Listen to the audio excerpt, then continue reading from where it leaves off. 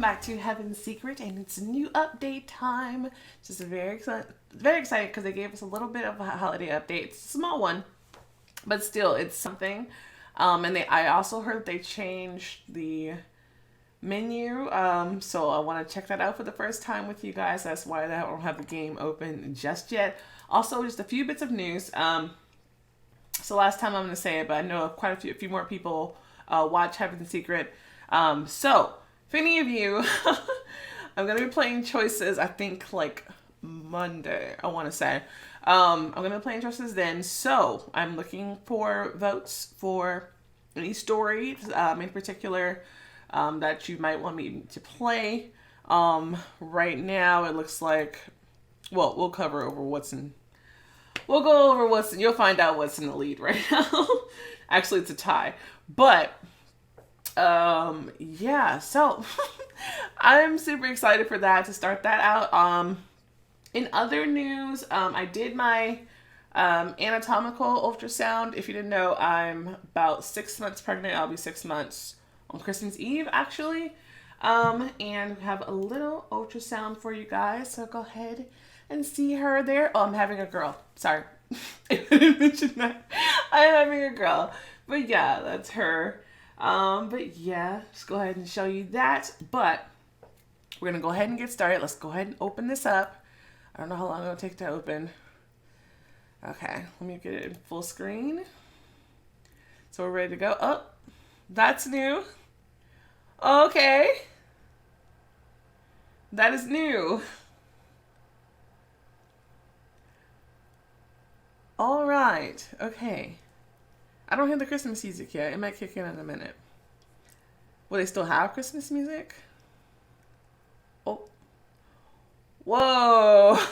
Okay. I don't hear any sounds. I don't know if I'm supposed to be or not, but I'm on day 189. Don't mind me. Oh, we're doing a new update. I'm going to need some, what's the name? Okay. So I'm playing this. Continue playing.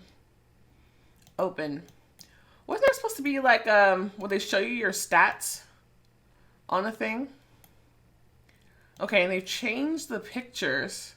Oh, they move a little bit. Oh, they do move a little bit. I'll show you what's new. Oh, that Legend of the Willow one looks good. I like this the most. That is very pretty.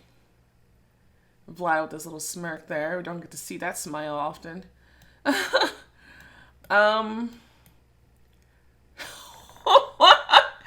is this?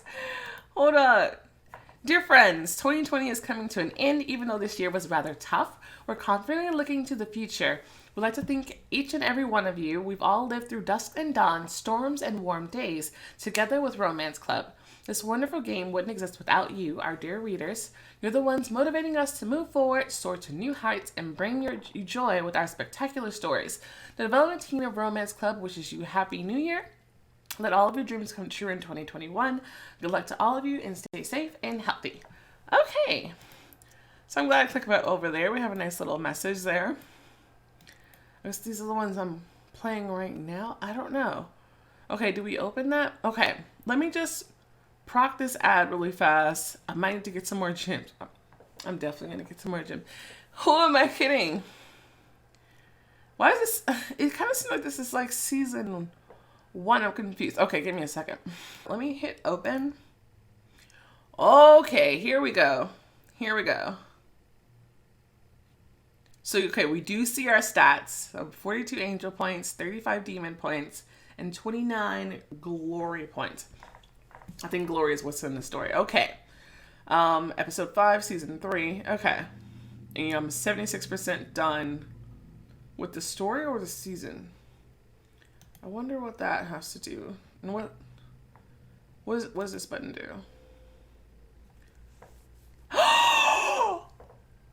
No, wait. No, hold on. Okay, never mind. I was about to flip out because I thought you could replay the episode that you just played. We're gonna have to wait on that. That's okay. Yeah. Just making sure there's nothing different. Okay, so we can go back to season 1, or we can go back to beginning of season 3. And of course, we can restart the episode if we're doing that. Okay. Got the button. What does this button do? If this takes us into the wardrobe, it does. Okay. Interesting. Okay. So we should go ahead and press play. All right. Continuing on. Okay. So our friends recently just touched down here. That'll be interesting because I'm concerned with what Melbaunt is going to do to them. Chapter 5, Baunt over Mal.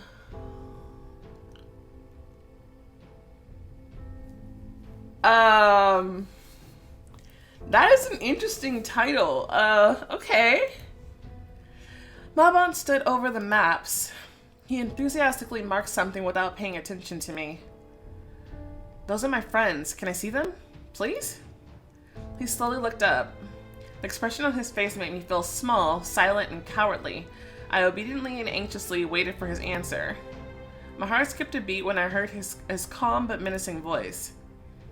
And whom do you want to visit? Fear? Oh, did they come on Fear? Fear, perhaps no one. Choose someone else.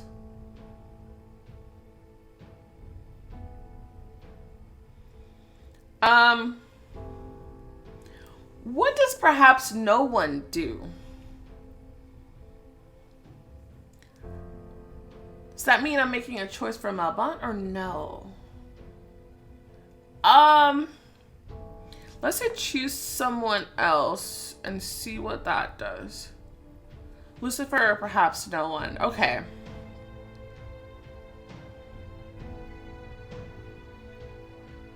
I kind of wanted to visit Mimi, to be honest.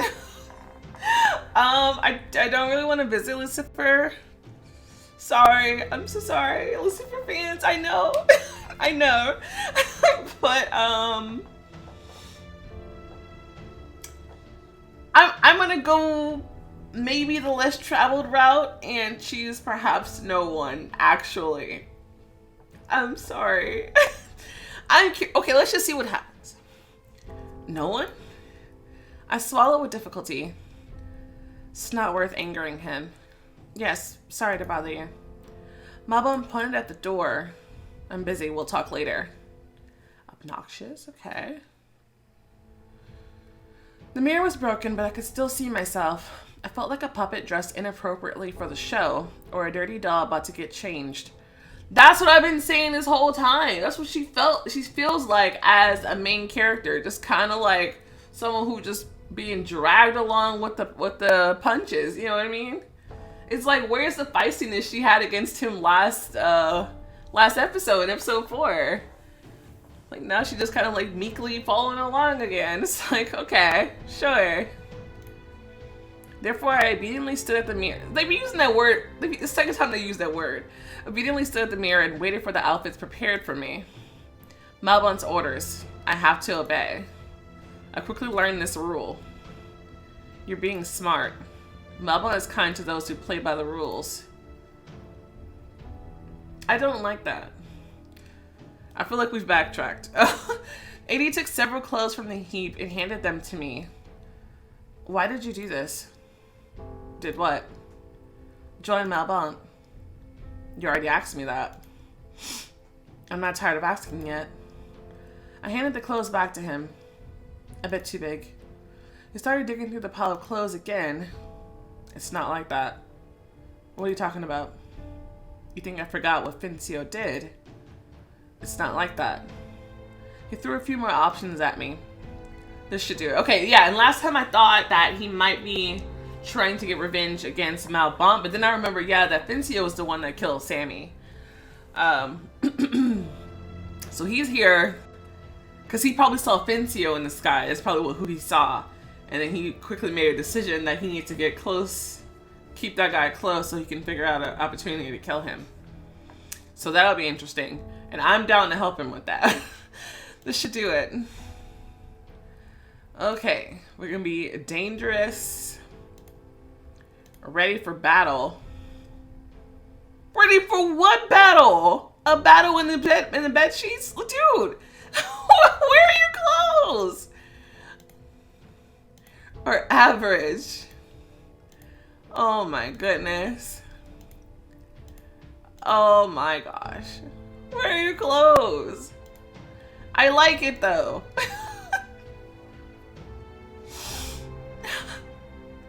Adi looked at me with warmth and affection, as if reminiscing. You're beautiful, as always. Adi nodded towards the door. Come on, it's time. Time for what? I was sitting obediently on a chair. It's the third time they've used this. I'm not gonna get over that. Why do they keep focusing on that word? Are they getting at something here? Are they trying to say she's about to, like, flip a switch or something? I hope so. With my hands on my lap, Zigza stood in front of me and looked around with a stupid grin as if trying to take everything around us in. I love how he's like the character that nobody cared that they returned or anything like that, or most people even forgot about. It's like, I don't know. I feel like they should have brought him back a little bit sooner. I don't know, because by this point, like, nobody cares about him anymore. Why so sad? You're not in jail. You're free.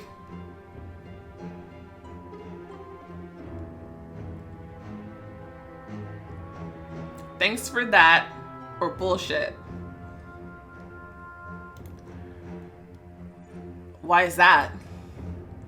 Am I free? You're not shackled and you're breathing fresh air. You're not in a cage. Of course you're free. So can I fly away from here at any moment? Zigza fell silent, his lips curled in a sneer. No, you can't. Well, then don't fucking lie. Maybe then I can walk around the camp on my own as much as I want? No, you can't. I leaned closer to him. Then your freedom is bullshit. Of course. It's not as comfortable here as it is in the school, but I think there's something unique about that. I shuddered when I heard his voice. I turned to him but said nothing. Come on, let's take a walk. We strolled in silence. I felt it was painful for Malbon, but I deliberately continued to be silent. Finally, he broke down and asked, maybe you have some questions for me? What should I ask first? Learn the strategic secrets or ask about him?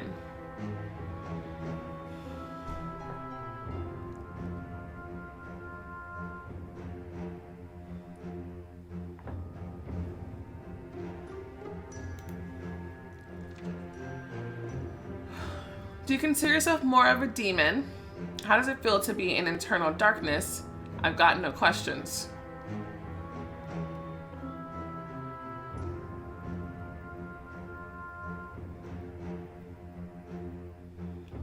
Huh.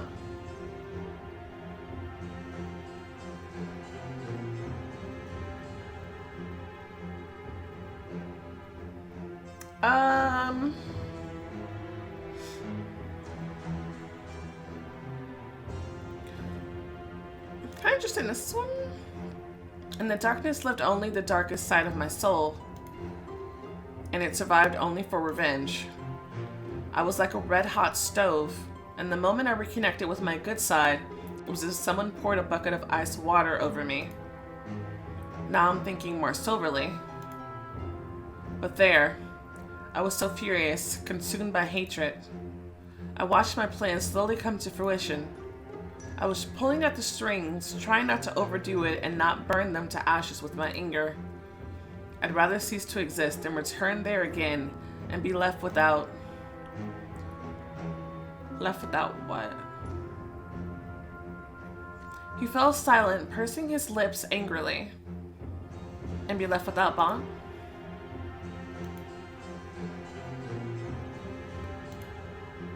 Malbon thought for a long time before answering. I'm forced to be more of a demon. Evil is expected of me. I'm a monster to everyone.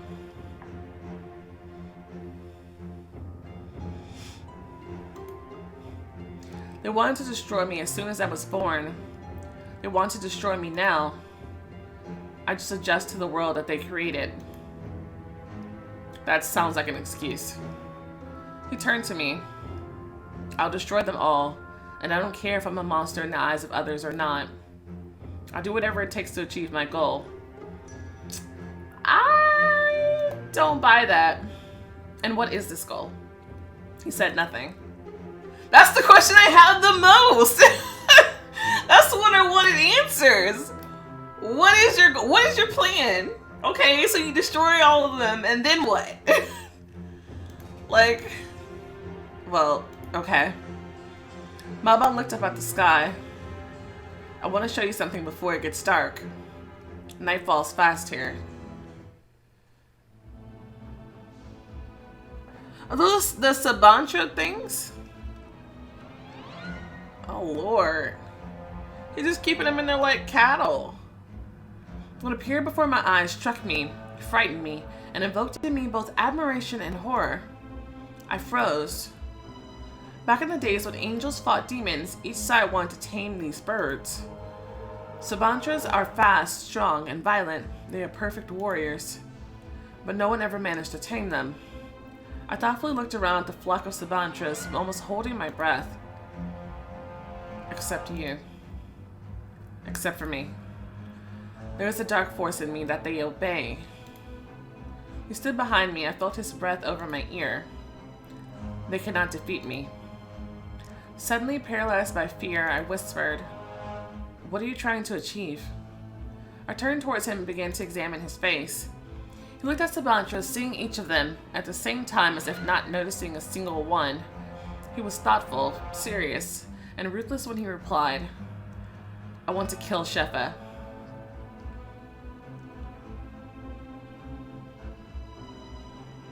And then what? He carried on without looking at me as if he never said those words. I have eyes and ears everywhere, at school and in the Citadel. You won't catch me off guard. Shefa will pay for his indifference. He chuckled. And which of us is the greater misanthrope? The creator that allowed his children to destroy each other? Or me, who wants to change things, even if not everyone agrees with my methods? Bond thought otherwise. Comparing him with Bond caused an outburst of anger. He turned to me, grabbing by the shoulders, his eyes piercing into my eyes. There's nothing worse than indifference. I'd rather come face to face with hate and pain than indifference. Emptiness.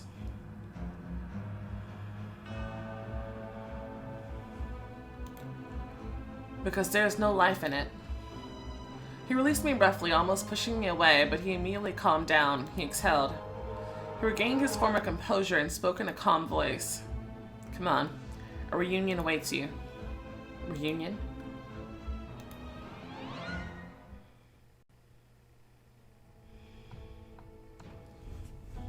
I pretty much figured that he wanted to kill Shefa. But my main question is, and then what? And put what in place of that?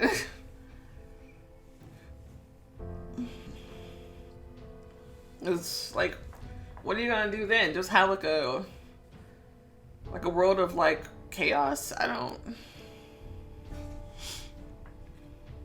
know. Like, what does he do when the fight is over? As Malbon promised, the sun went down quickly. The bonfire he led me to seemed unnaturally bright, like a smudge of paint on a black and white photo. Sparks soared up in the air and disappeared into the night. I followed one of those sparks and only then noticed something familiar. And then I noticed everyone else. Oh. Andy, Mimi, Lucifer, and Dino stood slightly behind with their wings tied up. Fincio stood by the fire warming his hands. Andy was sitting opposite, warming his hands in the same way, but his face was severe, not smug and cheerful, like the killer of his beloved. Malbon held out his hand, inviting me to join them. I sat down next to 80. He didn't even look at me. 80? He slowly looked at me. I took his hand and squeezed it. Something in 80's face twitched. He whispered as if he saw me for the first time. Hello, Devil Girl. You... He put his finger to my lips. Everything's fine. Put his arm around me and I buried myself in his chest, feeling calm for the first time in a while. Glad we're all here. I think you've had enough time to consider which side you're on. Everyone was silent. So? Nobody wants to speak up? Lucifer stepped forward. Of course he did! I do. Malbon said nothing, just lifted his head a little higher. I'll fight for you if everything you want to do is make this... I'll fight for you if everything you want to do is make this world a better place. Well, I feel like there's a catch. And if after the war, I take my father's place. Whoa. So the angels won't give him hell. But will Malbon give him hell? Like, the literal place. No. Okay. No? No. Why?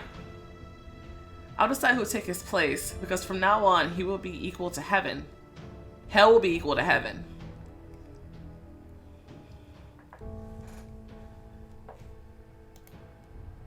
And the new Satan must be worthy of this title. I deserve it. You have to prove that. Lucifer was trembling with rage. I'll prove myself, but I won't ask anyone's permission to sit on the throne. I hope you achieve your goal. Interesting. Okay, it wasn't like a no never, it was like a we'll see type of deal. I like the idea of hell being equal to heaven. That's the way it should have been to begin with. But I still want to know more of the particulars. Malbon then looked at Mimi as if telling Lucifer now know that he's done talking to him. I need to fix this typo. As if telling Lucifer that he's done talking to him. Yeah, I don't even know why the word is there. Have you decided? Okay, last time she called Adi a traitor, so I don't think this is gonna go well. I like it here, but no. I see. Andy, such a skilled flying soldier would be useful to me. Andy's like a robot right now. I doubt it. And if he does randomly switch sides, I'm gonna be even more confused than his random change from before. Go to hell. Okay, at least some consistency. Andy fell to his knees, writhing in pain, while Malbon didn't even twitch. If this were active wartime, I'll personally impale you for those words. Andy abruptly relaxed as if the excruciating spasm that took over his body miraculously stopped. Don't ever talk to me that way again, puppy. He looked at me.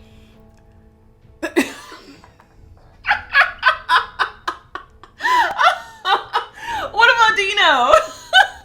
Does Dino not get a choice? Is that Fincio's deal? That you have to bring my son in? What about you? Have you changed your mind about me?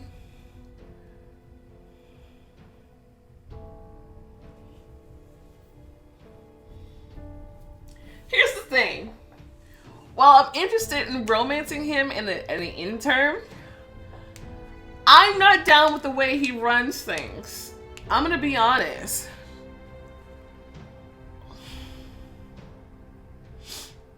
I don't know that I get a choice anyway. I don't think he's gonna let me leave. But I want to know what happened if I say no. Because I don't quite agree.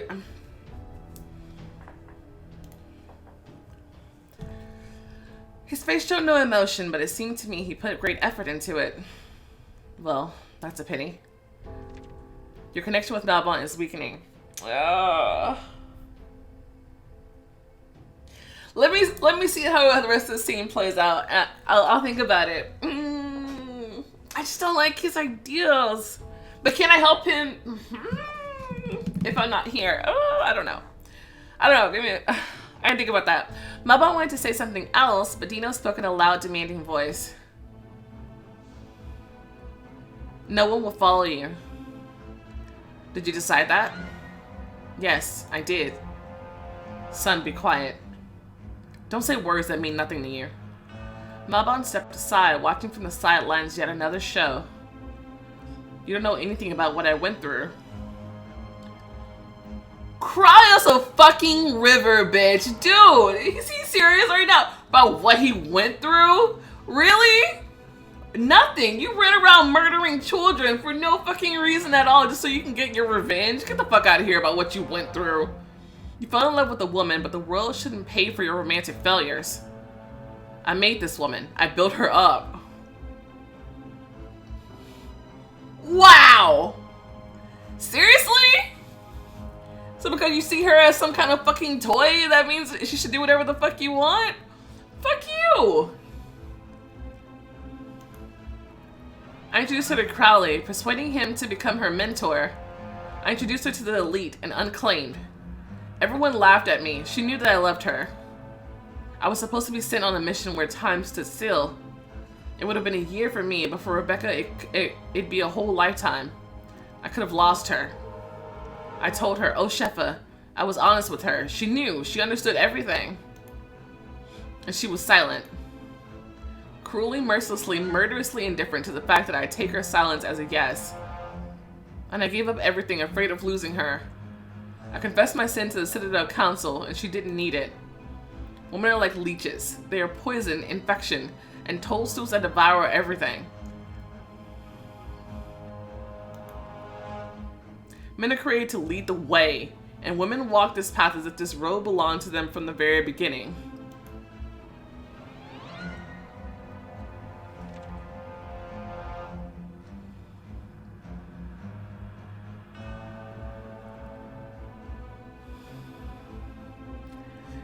He's just digging the grave.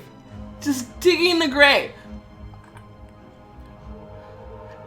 I didn't think the game could possibly make him look worse. It just got worse. I don't even have words.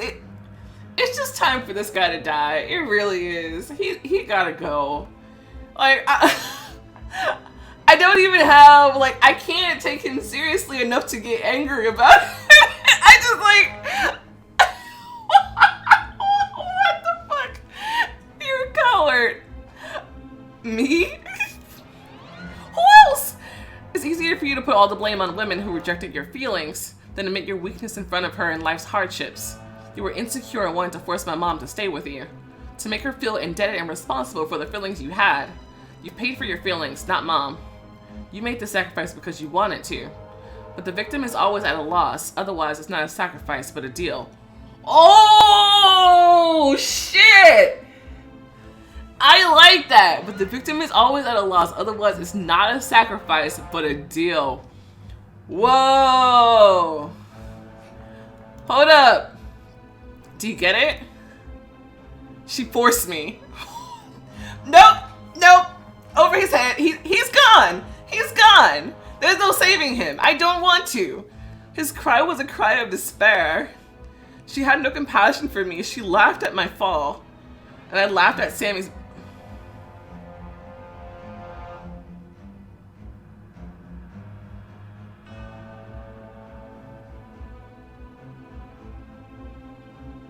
And I laughed at Sammy's body and the severed head of her almost lover.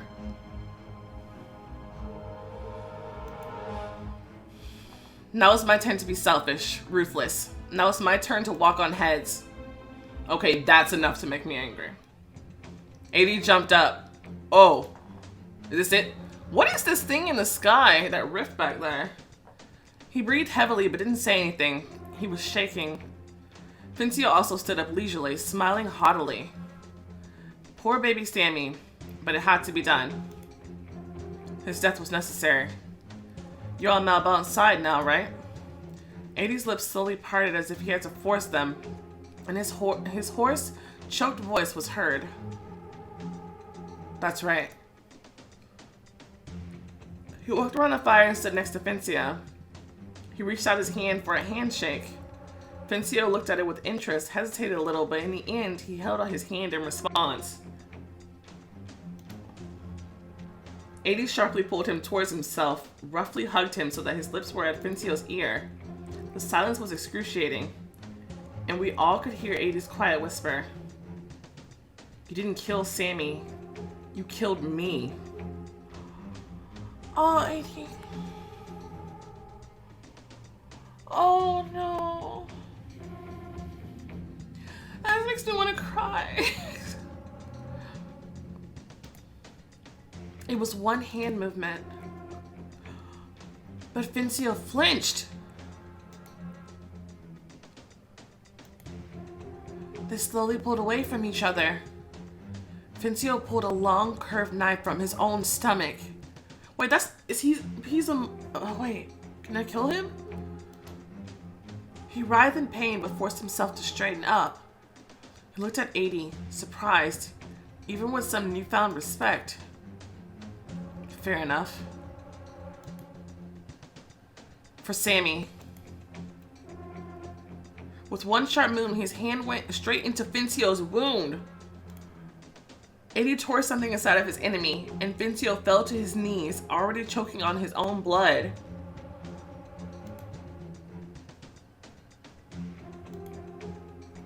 Malbon jumped up, but stopped. He didn't budge until Fincio contorted one last time and froze completely. Oh, no. I knew he didn't care about Fincio, but like, what's he gonna do next? I don't know. Okay. I'm not clicking though because I kind of want to go back and change my answer. I don't want the episode to end because then I'll have to restart the whole season. Adie finally did it. He finally did it. But Dino had to watch, just like Lucifer had to watch as I killed his father. There's a lot of father killing going on right now. At the same time, while both of them had reasons to kind of really dislike, almost hate their fathers at the time, still it's their father, you know what I mean? Like, I'm still worried about Dino too.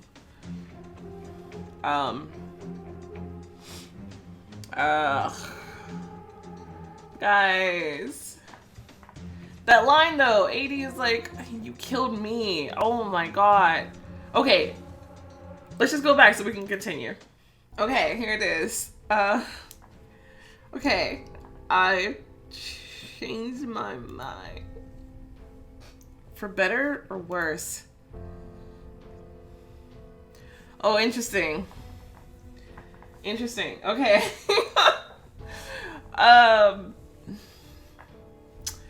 Okay, we're going in. We're going in, guys. Better. Okay, so the same line. His facial emotion, but seemed to me he put great effort into it. I'm glad to hear it. Your bond with Malbon is growing stronger. See, like, that's like two different things, like connection and bond.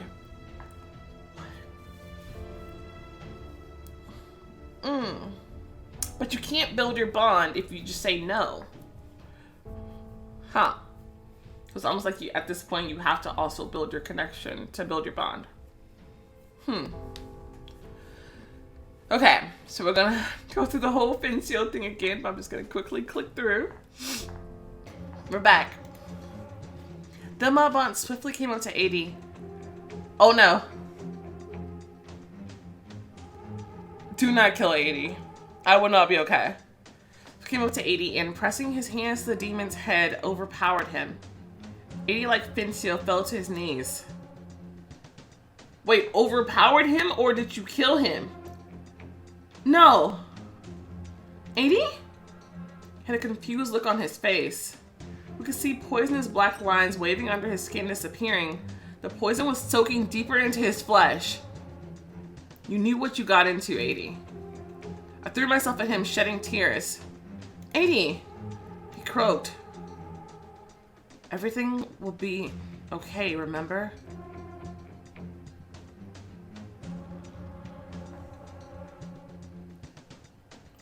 I'm not okay.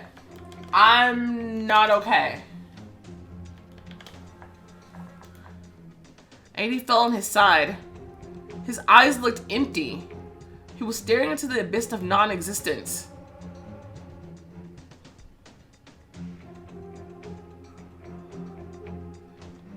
No.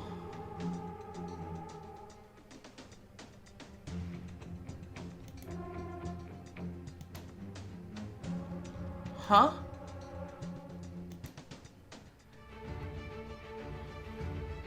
This music is new. They're kidding, right? He did not just kill 80. I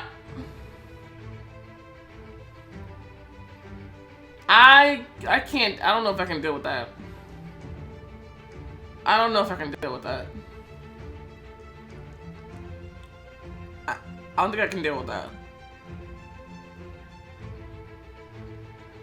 Andy somehow freed himself from the ropes and spread his wings. He kicked the bonfire and the burning logs hit Malbon's face. A terrible roar broke out of his chest. Come on. Mimi, Lucifer, and Dino, having clearly agreed, rushed forward. They had imperceptibly freed each other's wings and now could fly away. Even a single moment of surprise gives one an advantage. Fincio was twitching, but Mimi managed to grab a log and shatter it against his head. Dino and Lucifer were circled around Malbon from different sides, tying him with ropes. He couldn't move. Fly, Melody. What about fear? I'll free him. Fly. Dino pushed me away and immediately dashed towards the paddock. Malbon tore both ropes with one jerk. Up now. He can't follow you beyond the energy dome. Energy dome? I raised my head and saw a newly finished, barely noticeable dome shimmering under the moonlight. Is that thing that I've been seeing twitching in the sky? It's a territory protected by the amulet. Lucifer and Mimi have already taken off. I spread my wings. Not so fast. As soon as I rose above the ground, Malbon grabbed my wings. No. He squeezed them tighter and tore them out.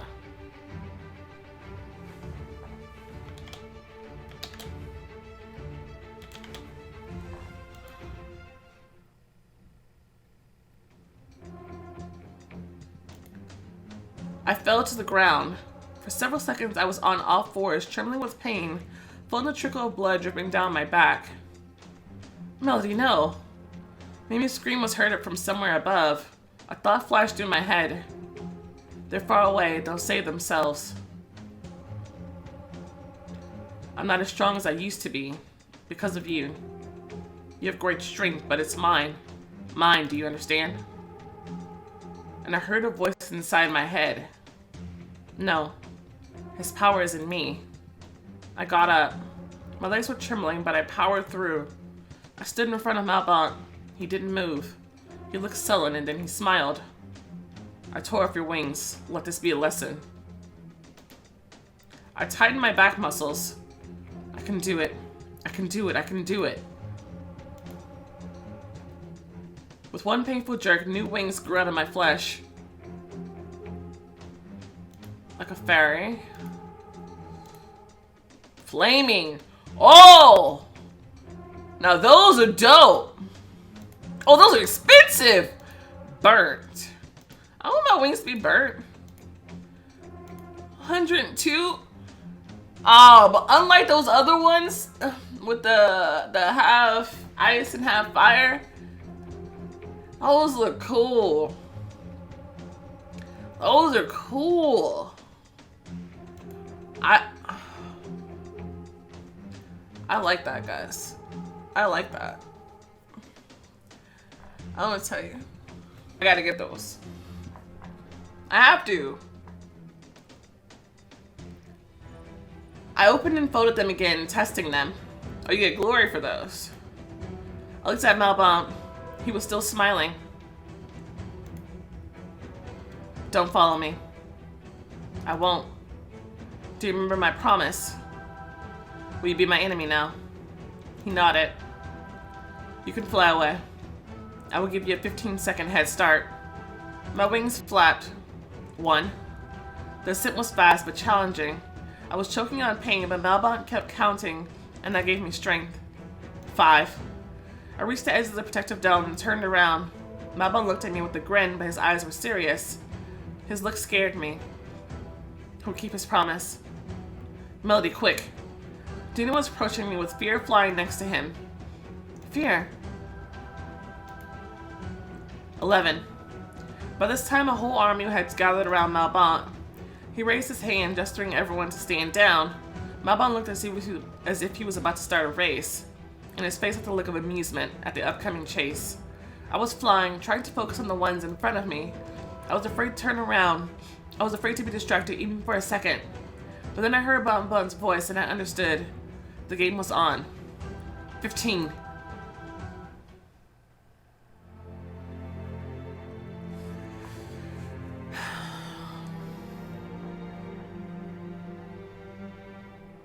He killed 80! Okay? I can't get over that! No!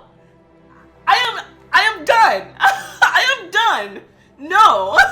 Like, do you understand? Do you understand? No! Absolutely not! I don't think so. I can't. I can't deal with that. There's no... I'm not on your side with that. The Valley of Death will corrupt your grief and try to kill you.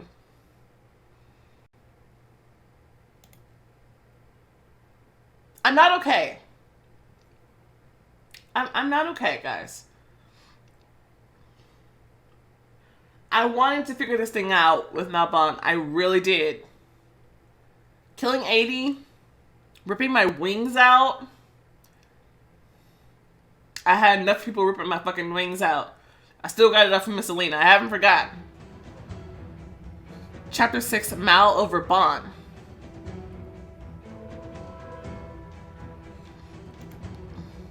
Flapping wings, frightened sighs. This sounds like there's gonna be a lot of time choices, and I'm nervous. A quick look back, the pounding of a tormented heart. They're chasing us. They're still chasing us. There was no time for fear, yet I was scared, even though I know there was no time to feel afraid. There was no time to think, so I didn't think about anything except that I needed to fly onward. Malbon's demons stubbornly pursued us. Like vultures, they seemed to be waiting for our strength to run out, for us to become slow and unable to defend ourselves. This way. Andy turned sharply to the right, barely dodging a flying cliff. The tips of his feathers gently stroked the rough, porous surface of the cliff. We followed him. Where are we going? Lucifer sped up to catch up with Andy. Lucifer? Andy turned to us and shouted to Lucifer, and Lucifer passed the message on to us. Half a mile straight ahead, then left, then a sharp right, faster. Hold up. Hold up. That sounds to me like I should be taking notes or something. Hold the phone. Okay. Half mile. Straight. Left. Sharp right. Faster. Okay. Then he accelerated as much as he could. He quickly disappeared around the corner, following Andy. Mimi followed suit. Dino turned to me. Are you ready? Yes. Huh? I turned around and saw my pursuers catching up to me. The terror that was caused by the whisper overshadowed the fear of meeting them. I shouted into the void. Who are you? But no one answered. The demons were getting closer. What? I turned around again. No one was nearby. Neither Dino, nor Mimi, nor Lucifer and Andy. Where should I fly? Half a mile straight and to the left. Melody, wait. Safrai? Get the fuck away from me. Get the fuck away from me. Half a mile straight and to the left. There was another one that kind of looked like that. Hold on. I flew without turning back. Okay, where to now? Right? Okay. That threw me off. I was expecting the half a mile first, and then to choose left, and then to choose the sharp right. I turned around the corner and bumped right into Mimi. Could you be any slower? What took you so long? Everything's under control. We hid inside the gorge. Mimi put her finger to her lips. I think he can find us. We could hear the immortal swooshing past us, cutting the air with their wings. I cautiously peered through the narrow crack. Saphira froze right in front of the gap through which I was looking. He'll feel our energy. I recoiled in fright. Dino squeezed my hand just for me to be silent and whispered in my ear. Ancient cliffs hide our energy. Saphira was still standing there, peering into the distance, then whistled so loudly that the demons several miles ahead heard him instantly and turned back. Malbon ordered to give them a scare. Let's go. He turned his head slightly as if trying to hear something inside the cliff, froze like that for a few seconds and then turned around and flew away. Everyone else followed. We instantly relaxed. I don't think we should relax. It was a collective sigh, as though everyone had been holding their breaths. We better spend the night here. Why waste time? It could be a trap. You heard Saphira. Malbon had no intention of catching us. That could be a trap, though. I'm with Andy on that one. Andy stubbornly but emotionlessly repeated. It could be a trap. He's right. Better safe than sorry. Lucifer shook his head. Mimi was silent, but I saw in her frightened, tear-stained eyes what she was thinking. Mimi. Andy is dead. She was shaking heavily. Dino pursed his lips so hard that they turned white. Oh. His eyes shone in the semi-darkness of the cave, but I couldn't understand why. Were those tears of sadness or of rage? We managed to escape, but for some reason no one felt joy. For some reason? I could think of several. Thick tension hung in the air. Fear curled up in one of the dark corners of the gorge. None of us spoke. We didn't even look at one another. This torment of waiting for the unknown ended when I noticed a passage in the cliff leading up to somewhere else. Where are you going? I'll check it out. Be careful, don't get spotted. My head started to spin slowly when I got out of the damp, still air of the cave. I felt my anxiety and tension begin to subside. I sat on the very edge and looked at the moon hanging above me, so menacing yet so mesmerizing. I heard footsteps treading from behind. Their sound bounced off the walls and was intensified, as if an entire army was approaching. I turned around. Avoiding company now? No, that's your job. Sometimes I want to be alone. Should I leave?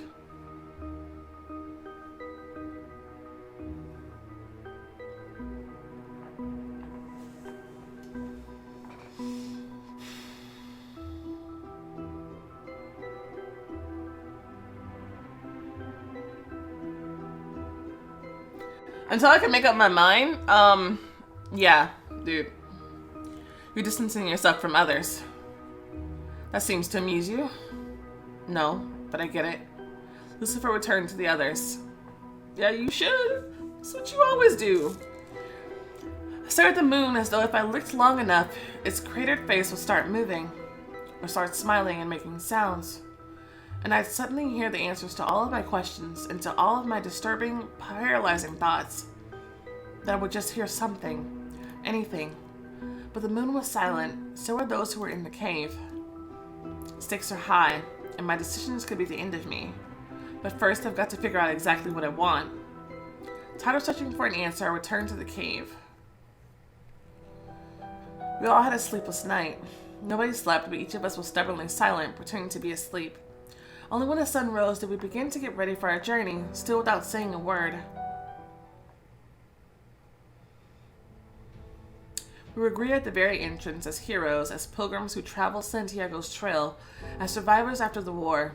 Mom made her way amid the students and froze when she saw us. When we flew closer, she turned to the others and shouted imperiously, "Go back to school. There's nothing to see here." She turned to us and quickly said in a businesslike manner, "I'm glad you're safe. Take a shower, change, and join the council. We have a lot to discuss." She turned around and disappeared inside the school. What a warm welcome. I soaked in the shower much longer than needed, unable to find the strength to get out of the hot stream of water. The room was cold. I stopped in the mirror and began to examine my wet hair and disheveled wings. I need to get ready. A blazer dress, vamp, A sports outfit. Oh, that's kind of cool. I do like these shorts though. And I still get to show him my tattoo. I'm gonna go with this one. It's because I can't help it. I'm always spending money in this store. Now for my hair. Oh boy. A bun. A bun. Nymph.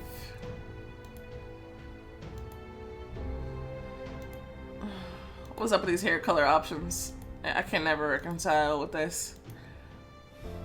I might just go for a bun and then change my hair back.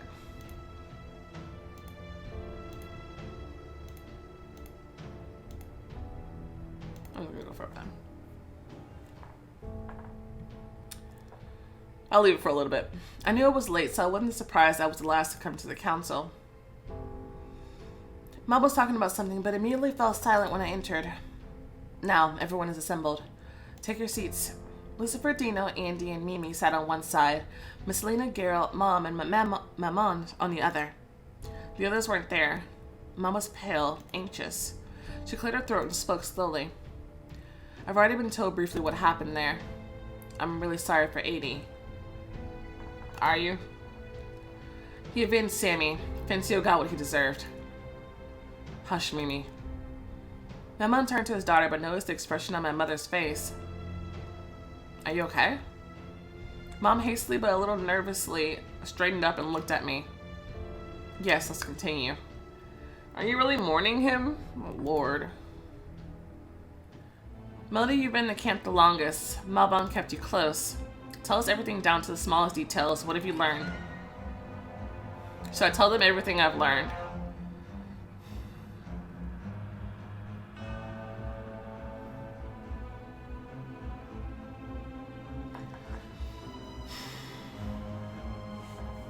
I can't reconcile with what he's done. Killing 80? Killing 80? Come on. Let's see what this does. It's probably gonna lower my connection to him. But right now I can't decide if I care. Guys. What exactly are you interested in? The Hermit City.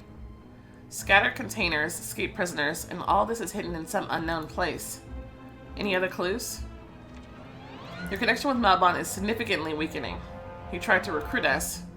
Some of his power was transferred to me during the ritual. Mom looked around everyone present as if frightened. Why you and not Lucifer, for instance? I don't know. Anything else? Yes, the Sabanchers obey him. He has a whole flock in the paddock awaiting his command. Mom was worried, but her face became severe. She wasn't going to give up. It would be difficult for us to defeat Malbon if he has Sabanchers. It means only one thing. Miss Elena spoke for the first time. You don't mean to say that? There's no other way out. But this is very dangerous. What are you talking about? There is a horn that can disorient Sabanchers, deafen, and blind them. Where is his horn? In an ominous place. Oh, the Valley of Death or something? We need to go after it. Where is it? In the Valley of Death. Maman interlocked his fingers. He was smiling nervously, betraying his concern. The valley got its name because it makes you hallucinate and see the dead. It's even more dangerous for an unclaimed to go there. You see death much more often than us. Your grief will destroy you. I don't see any other option. But it's dangerous. You have to weigh the risk and benefits. Whoever thinks the risk is justified can join me. Are you going to the Valley of Death? Yes.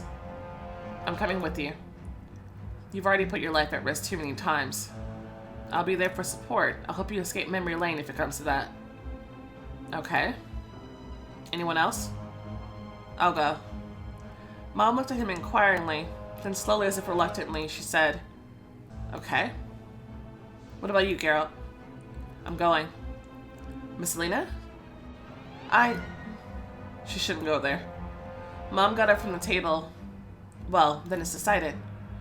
We'll leave at nightfall so the rumors about our campaign won't reach Malbon. You shouldn't get ahead of us. We went to our rooms to rest before the challenging journey. I'm still not sure. I'm still not sure. Guys, I don't like that he killed 80. I don't like that. I don't like that.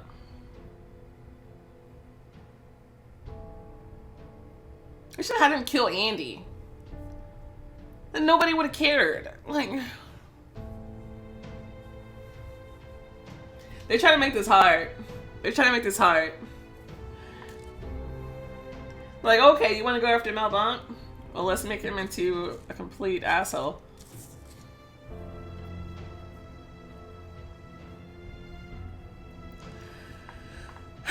I don't know. I don't know if I should have told him everything. I just don't think I can.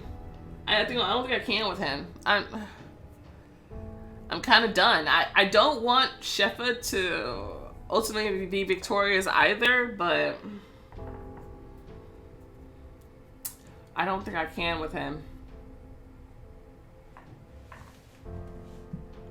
But interestingly enough, it said my connection is severely weakened. It didn't say my bonds. And I still don't know if those are two different things. I still kind of feel like they are.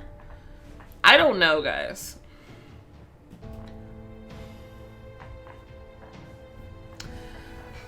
I lay on the bed and stare at the ceiling. Mimi didn't sleep either. Are you worried? I don't know. It feels like I'm running downhill, and the slope is endless. It's scary at first. I pick up speed and it only gets worse. But I can't stop. And soon enough, I'm running so fast and for so long that I no longer feel fear and don't even try to stop. Just try not to crash. There are no endless slopes.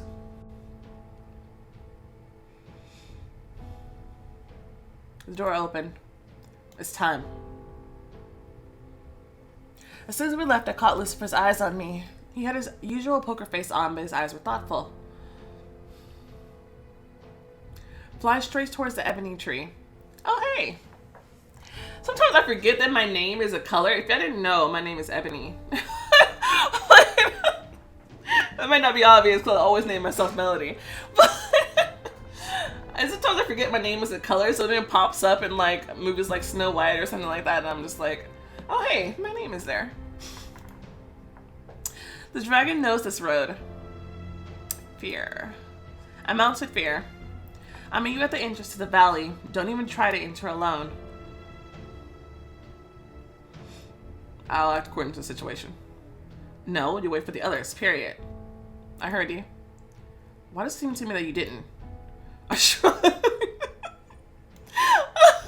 Stubborn girl. I kind of just want to be a little nasty right now.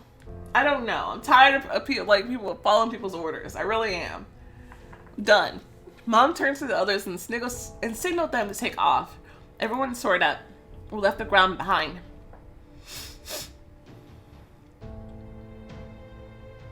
The flight was long, monotonous, and the only thing I had to fight was boredom.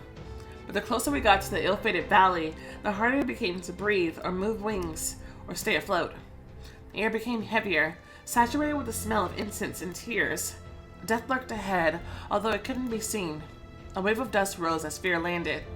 I got off the dragon and wanted to take a look at the valley, but the dragon jerked his head, preventing me from doing so. What is it? This valley is poisonous. Mom landed at the same time as Gerald. She came up to me. Even when you just look at it, you feel sick. Lucifer froze behind my mother, facing me. Locking eyes with me, he nodded with a barely imperceptible smile. It was the same smug smile as always, but I could feel he cares deeply about me. Let's stick together. If someone starts behaving oddly, we report it to the rest of the group. Mom was the first to set... Oh, whoa! I just saw like a little face apparition in a tree there. You see it? Yeah, right there. Step on the path leading to the Valley of Death. Geralt followed her. We followed him. Oh. That's not ominous at all. The silence was so all-consuming, as if it came from beyond the grave. The crooked tree branches were blacker than soot. They moved quietly, as if beckoning us to turn off the road and go deeper into the black forest. If you continue to stare into the thicket like that, you'll definitely see something. I stared at my mother's back walking in front of me. She wasn't afraid of anything. She seemed fearless. She and Geralt, like the leaders of the pack, paved the way for us, taking all the danger upon themselves. Oh no. Sammy. I wonder who you see if you're on the path of the demon. Maybe 80? Aw. I want it to all be like a trick. And 80's still alive. He just like gave him a poison that just like makes you seem like you're dead, but you're not. You're I'm trying to be hopeful, guys. You're all being deceived. Huh? Non-existence isn't what you've been told. It's hell. A dark silhouette emerged from behind the trees. It slowly became more discernible. Oh my god, no. I don't even want to take a picture of that. No, I'm not going to. I don't like it. I don't want to look at that. Hell's in the valley. Sammy? He lured me. We're all trapped in here like ghosts. This isn't real. It's the valley playing tricks on me. You've got to get me out. I didn't trust my eyes nor my ears, but something in my head and heart slowly snapped. I left like a safe box, and the valley was slowly trying to pick my lock. Someone was shouting my name. It felt like a dream. You vaguely understand that it's not true, but your subconscious already decided for you. Your consciousness resists, but your subconsciousness is faster, and has already decided everything. The mutilated trees stretched their branches towards me and covered me entirely. It smelled as if I had mold growing in my mouth. This feeling intensified until I screamed and started to spit. A ball of mold fell onto the wet, scorching ground. I felt sick. It's freezing here. Oh God. Warm me up with the kiss of death. His voice acquired an inhuman timbre. He seemed to pretend to be Sammy, but he couldn't keep up the charade any longer. Horror paralyzed me. Die. He grabbed my hand, squeezed it, smiling the whole time. I put my hands forward, hysterically pushing him away from me, but he kept reaching for me, as if he wanted to bite off part of my face. And suddenly he started to blabber, inhumanly quickly, grinding his teeth the entire time. You grieve so much. Oh, Shefa, my poor angel. Where were you when they killed me? You deserve to be here by my side. Die. Die, die, die. No. A sharp jerk. The branches of the trees released me from their grip. I started to gasp for air desperately. The fresh air gradually brought me to my senses. Who'd you follow into the grove? Lucifer shook me. You almost choked on the fumes. How do you feel? Mom touched my forehead. Can you walk? I looked towards the trees. A male silhouette stood behind one of them, waiting for me. I wrapped my arms around myself, trying to stop the trembling. I'm fine. Forgive me. I was hypnotized. It's no surprise. The valley can affect even those who can block their minds. You have to be careful. We've only made it halfway. Slowly but surely we went on. Bear walked with his head pressed to the ground, always on high alert. The further we went, the more insistently the trees whispered. At some point it was so loud that it became increasingly difficult not to turn around. What do? Don't turn around. Don't turn around, don't turn around, don't turn around. I walked forward, forcing myself to look straight ahead. What's going on? Mist became thicker. In a matter of seconds, I could barely see my outstretched arms. Lucifer saw someone. He shuddered, straightened up, clenched his jaw in anger, but tried not to pay attention to the ghost, not even look at him. But it was someone persistent. Lucifer couldn't stand it, so he shouted into the void. You no longer have power over me. Mom's angry voice rang out. Don't say that. Why is she listening to them? And where is Geralt?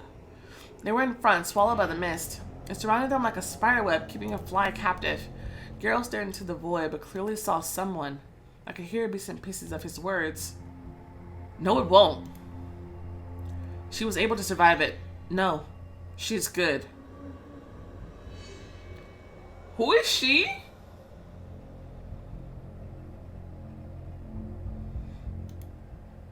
She will find the strength to go all the way. Gerald? He didn't hear me. Mom was also tormented by memories. She listened to someone answer something, but I couldn't hear. What to do? Find out who she's talking to and help. I came closer, tried to reach Mom, but she recoiled. Winchester, don't say that. I loved you. You should have known. But love means nothing when you have an entire world to save. You understood it, and I loved you for it. You understood me like no one else. Don't say that. No, it's not true. For the first time, I heard weakness in my mother's voice. For the first time, she showed her emotions. The valley has clouded her judgment. Mom? I managed to reach her, squeezed her shoulder so that she finally turned away from the ghost and looked at me. Melody? Her face instantly became harsh and severe. She looked at the ghost that only she saw and coldly, almost rudely said, You're not Winchester. She stretched out her arms, shouting. Some kind of light emanated from her palms. Then she spread her arms to the side, unleashing that energy. The fog began to dissipate. Mom turned to me. Thank you. Thank you. Everyone looked around, puzzled. The haze was lifted. Mom came to her senses first. The horn. She passed us by to reach the cherished prize. Mom went up the stairs, grabbed the horn, and lifted it up like some kind of trophy. Mom is like a gambler. She loves obstacles and loves to be victorious. You can't win. It was it came from somewhere within. It was something bigger than me. I immediately understood, although I could not explain how, that the valley had nothing to do with it. I've already heard this voice, but where? You will save them only by becoming their enemy.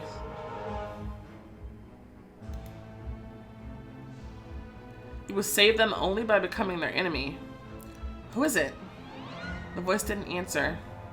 Mom handed me the horn, not hiding the pleasure of the find. This horn will help us win.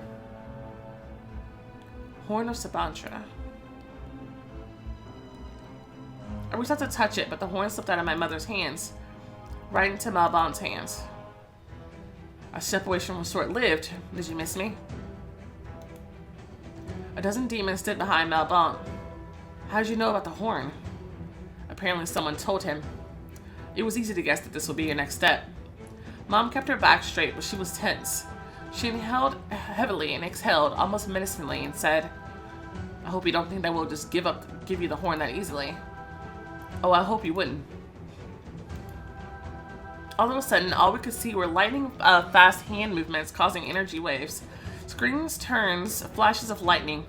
Everything happened quickly. Like a well-rehearsed dance, the fight between Mom and Malbon looked like an artistic performance. We stood on the sidelines, not daring to intervene. Doing so would only hurt. Mom and Malbon didn't need a third wheel. It was the primordial battle between matter and antimatter, light and darkness, white and black, good and evil. But something went wrong. One wrong move and 1 second of delay, and Mom was captured in Malbon's hands. No. A demonstration of how easy it is to end up in my arms. And even the horn wouldn't help you. So don't be too upset.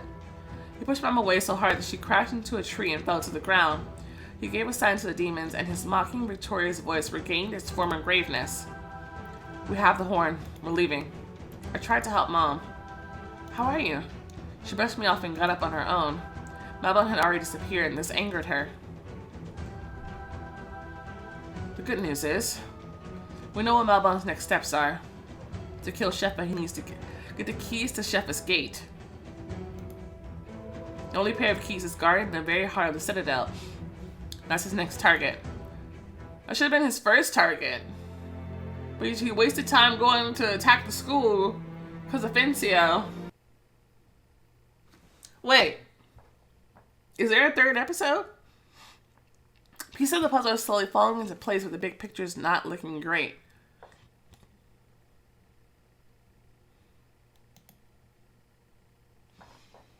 There's more! I thought there were only 2 episodes! But wait, there's more. Let's do it then.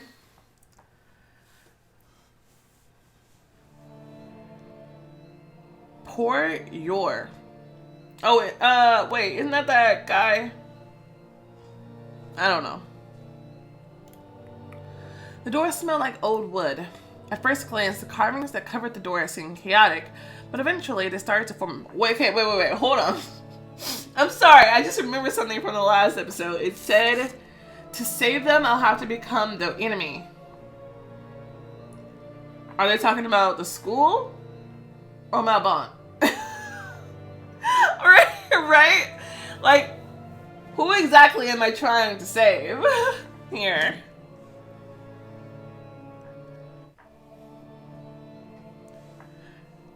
At first glance, the carvings that covered the door seemed chaotic, but eventually it started to form a pattern.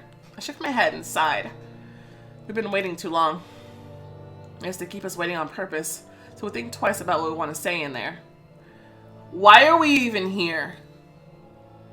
If they think they can fucking handle it, that they're fine, all they're gonna do is say, oh, we got it under control, we ain't scared of Malbon, XYZ. They would fucking leave them to it. They left us to it and left us on our own.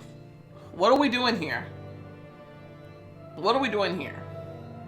Seriously. How about we let him kill Shefa and then we deal with him afterwards? Because it won't make any difference. It's not like Shefa's doing anything to help us at this point in time. He never does.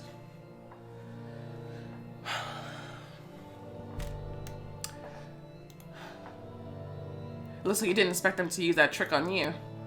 Mama slowly turned her head. Sudden creak of opening doors made us turn around. Let's go. Mom went in first. To tell you the truth, Rebecca, I'm not used to seeing you here anymore. It won't be long. I've always admired your self-confidence. We have an important message. Perhaps it's about your daughter being held captive by Malbon for several days? No? How do you know? We agree, Rebecca. You have to report your daughter's every move. Mom didn't even look at me. She fixed her gaze on the chief counselor. Then why did she ask that? Oh, wait. Oh, she didn't say that? Why did you keep silent? Because there are more important things to do now than to tattle. Enlighten us. Thanks to my daughter and others who managed to escape, we know for sure that Sabant was obeying Malbon. We tried to get a hold of the horn, but he beat us to it. Where's the horn now? Malbon has it. He beat us to it. What? I don't understand. The mortals exchanged meaningful glances. Samanchus will not help him. Melody, how did you manage to escape from Malbon? I flew. He didn't try that hard to keep me. Is he the monster he is said to be? You won't believe me anyway.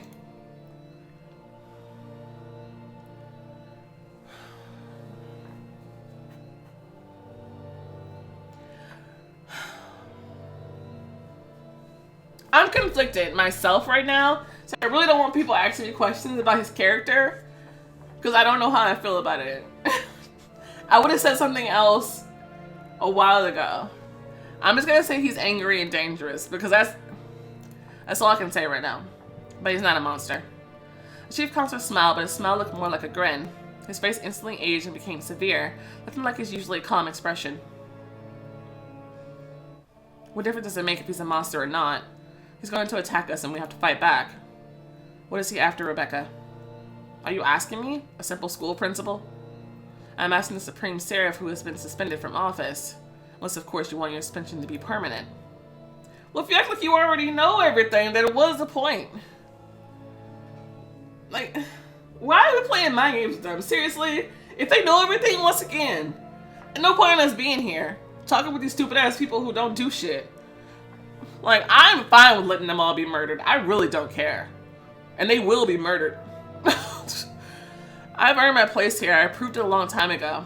We have difficult concepts of time. I've ruled for so long that your presence is just a moment to me. I'm just gonna read fast because nothing they say matters. Mom lifted her head. But still. So prove one more time that you deserve to be here. No, stop playing these games with me. Mom turned around and quickly walked to the door. I followed her, but she suddenly froze. She closed her eyes, thinking about something. Her lips trembled from her overwhelming feelings. Mom sighed, turned around, and returned. There are things more important than my pride and yours. Malbon wants to kill Shefa. He needs the Citadel, otherwise why is Sabantra so important to him? He wants to steal the keys to Shefa's gate. Oh, so you don't know everything. Instead of keeping tabs on Malbon, you just keeping tabs on us? Seriously? Like, They have nothing better to do. Like, because they're not doing anything. Like, exactly. It's just a crazy idea of a madman. Even we cannot touch them. Alright, fine. They think they're fine. There's no point in us being here. Like, I already told you. Only Shifra can take them into his hand. Even if I'm wrong and he doesn't need the keys, the Citadel is his next target. This is why we have concentrated the entire army here. You're too confident, but I warned you. Shifra's my witness, I warned you. My mother and I headed for the exit, but the council's voice forced us to stop. Rebecca, he came down to us. I will guide you. Guide us where? He bowed slightly and with an elegant, well-defined gesture pointed to the door, letting us go first. The chief counsel walked us to the very door and even stepped outside. All of a sudden, he started to talk. Looked at the city in the distance. Thank you, Rebecca, for your effort. Mom shook her head and came closer to him without hiding her interest in the conversation.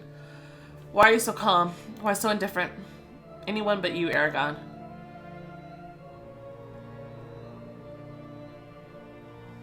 Oh! Shiz pop on a stick. Shiz pop on a stick. The little girl. I don't remember her name before if they even gave her name. But the little girl who was there playing with Malbon when he was a kid. And that his father murdered. The first child murder. That was his little sister. And that's why she's asking him why he's so calm when Malbon is on the way. I mean, but Malbon didn't kill his sister. Like...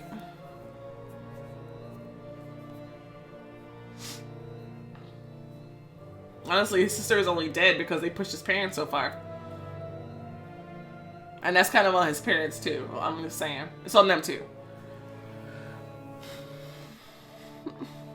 Malbon was just kind of there.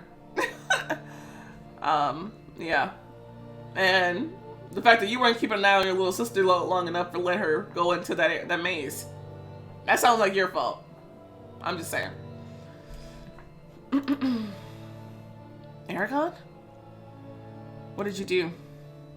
I started to study Malbon's history. Oh, are we getting to the book? And what did you learn? Mom looked the question and answered. You should be more interested in catching him than anyone else. It's not his fault. That's shocking, but what's the catch? Are you on his side? No, but my old feelings should not cloud my judgment. I'm trying to be impartial. And when you meet him face to face, will you be able to keep your calm? I'm too old to want vengeance. My face looks as young as it did then. My mind is covered with the thick crust of past events and the infinity of time. I remember my sister just as clearly, and the pain of losing her has not faded, but I no longer feel the rage I did back then. It was difficult, but I admitted that there was no one else to punish for my loss. Malbon's parents are long dead. Mom seemed to be delighted by the counselor's words. She smiled for the first time that day. As always, you are wise and prudent. However, Malbon will die. This is a result of the two apostasies merging together. It is a blow to the face of harmony. The descendants of such an alliance must be exterminated.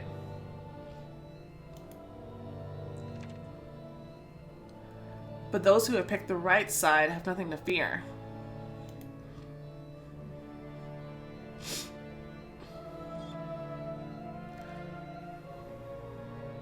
I don't like that the right side is siding with these people. I don't want to side with Malbon either. Why can't I just choose my own path? Why do I have to be on somebody else's path other than my own? Like, why can't I just solve this problem my way? Like, I don't understand. I don't understand that. She still feels like a puppet to me. You taught me to look at everything like a math problem. That is correct. Those who attack have the advantage, and you are handing him this advantage without a fight. We have nothing to fear, and you here in the Citadel have nothing else to do but fear. Aragon put his hands together and put his index fingers to his lips, hiding a smile. I missed you. Mom nodded discreetly. I'm glad. Aragon bowed solemnly to us. I'm sure the Academy is in good hands. He turned to leave, but as if remembering something, stopped. I completely forgot. Your petition to join the council. What? So that wasn't your idea? He's your student. Mom pursed her lips and impulsively turned away from Aragon. She suppressed her rage and some sort of fear and quickly regained her composure. Mom turned to Aragon again. She forced a smile. We discussed it, but I didn't expect him to do it so soon and without warning. Has he already been tested? No, but it is a matter of time. Well, I'm glad for him. See you, Rebecca. And you, young unclaimed. Goodbye. When Aragon disappeared behind the gate, I turned to my mother. Who is this Aragon, and what did you talk about?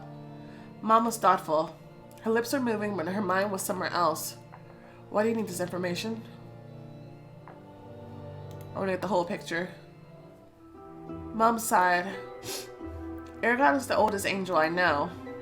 He was born into a family of high-ranking angels, but he very quickly bypassed his parents in fame. Aragon was so strong, ambitious, and so kind that Shefa himself made him a throne. He just graduated from the academy. Everyone knew about his power and his influence among angels, but something happened. His sister was killed by Malbon's parents. It was a cruel and cynical murder. Considering what they wanted to do to Malbon,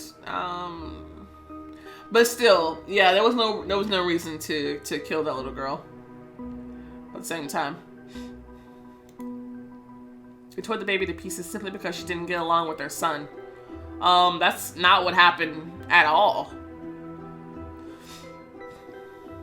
That's the story that's spreading around. If Shefa was seeing it enough to immediately know that she was murdered, and he's like all watching and always watching or whatever, then he knows that's not what happened. And he let them spread the story around?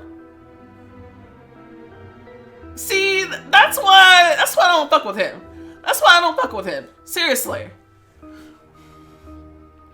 She did get along with him. How do you know about all this? There were rumors. Aragon didn't like to talk about it, but his sister's death changed him a lot. But then he got a grip on things and his decisions became more uncompromising. How did you meet him? I spent a lot of time with Fencio. He helped me discover my powers. He recommended books. He trained me. Also, he took me to parties. I wasn't very fond of parties back on Earth. Why would I attend them here? To get new acquaintances, of course. Meeting the right immortals will help you get faster to your goal. You have a bright future ahead, Rebecca. I don't want you to waste time. Mom looked in the distance, impatiently tapping her finger on her leg as if she wanted to leave immediately. Fencio introduced me to Crowley, the principal at the academy. You can't even imagine what an honor it was. There were many parties, but apart from a few productive meetings with Crowley, I didn't make any important connections. Until one day, Fencio introduced me to Torendo. Who's Torendo? A counselor. You've seen him before. Torendo was sitting at a table with angels and demons unknown to me. They joked and laughed and looked self-important. I could feel their power from across the room. I was watching him, and suddenly I noticed that Torendo was watching me. Okay. That was a pretty dress. He got up from the table and came to us. Throne Fencio. Glad to see you. Fencio immediately jumped up and bowed. Counselor, I heard that you had the audacity to introduce your superiors to an unclaimed. Fencio was at a loss, but he cast aside his doubts and confidently, even impudently, looked the counselor in the eyes. Yes, I did. I did not say anything reprehensible about it. Neither do I, especially when the unclaimed is so charming. Would you like to join us at our table? I do not want to intrude. Oh, do not worry. What do you think? He turned to me. My pleasure. Did you like Torendo? I couldn't figure out his motives. Torendo never showed masculine interest in me, but at the same time he carried on Fencio's work. He made an appointment with Aragon to meet me. Aragon rose from his throne and hesitated a little. He shamelessly examined me with an all-knowing smile, then he came down to us. I wanted to understand what made Torendo arrange this meeting. What made a throne bother with that much about an unclaimed? I lifted my head without taking my eyes off him. It doesn't matter why he did it. It matters that you remember me. He raised his eyebrows in surprise. Obviously, it won't be just your pretty face. I hope so. He threw off his cloak, spread his wings, and bowed to me. Good. Show me what you got. Just one chance, one poor attempt. Would you defeat him in a fight? No, of course not. I was writhing in pain on the floor, pressing my torn cheek into it, and I was breathing heavily. Overall, not bad, but nothing special either. Nice to meet you, Unclaimed. He bent to pick up his cloak. We're not done yet. You can hardly stand, child. That's enough for you. I put my hands forward, ready to attack. The battle was swift, but even fiercer. I was defeated again. Hopefully we're done this time. I spat out blood clots and barely got up on my shaking legs. Another. We fought until Aragon almost killed me. Why did you do that? Those memories made Mom chuckle. I wanted to prove myself to him. And I did. He remembered me and after graduation invited me to the Citadel. I started from the bottom, but I had many chances to advance and I used all of them. Mom was silent, then slowly said, I think we need to visit someone. Mom walked in front, quickly scanning the area looking for something. Where are we going? It should be here. She walked into a shop and immediately disappeared behind the trinkets hanging from the ceiling.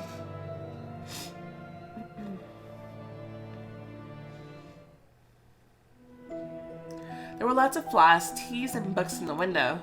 One could find anything there. A myriad of items were scattered around like a flea market. Mom was talking to the saleswoman but fell silent when she saw me. Will you go like that? What's wrong with what I'm wearing? And where are we going? Look, there are clothes over there. Choose something for yourself. To go where? I hesitated, but Mom was waiting for me to leave so she could carry on with her conversation with the saleswoman. I finally caved. Clothes were hanging all over the wall. I stared at the rough canvas and unspelled fabrics.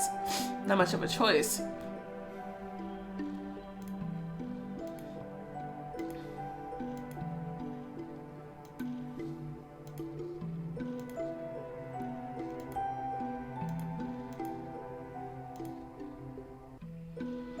I guess.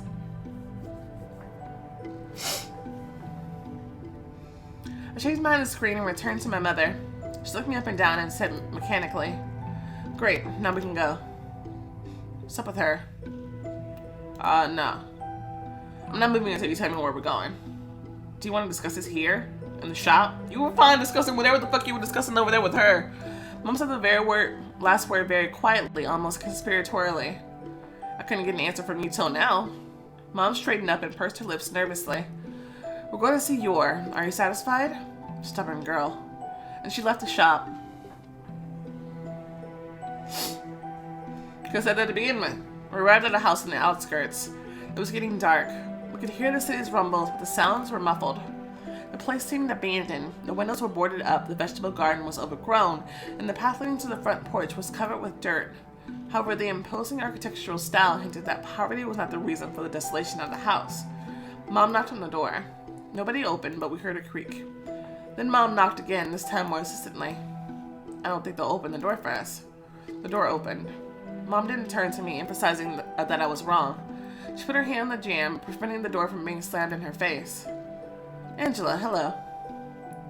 Oh, Sarah Rebecca, what an honor.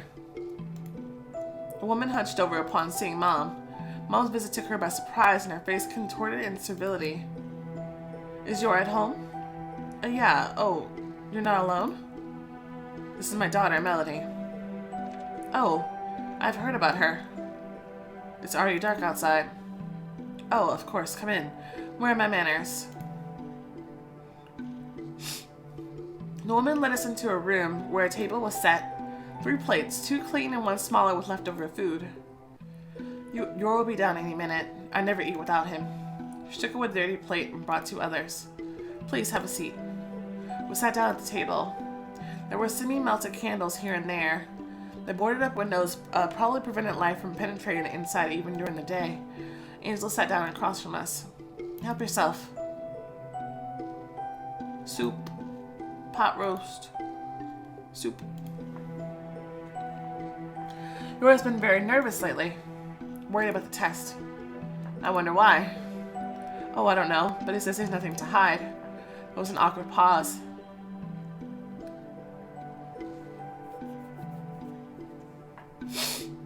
Um,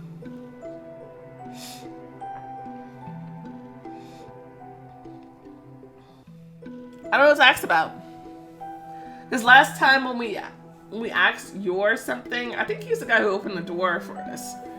We learned valuable information, supposedly. And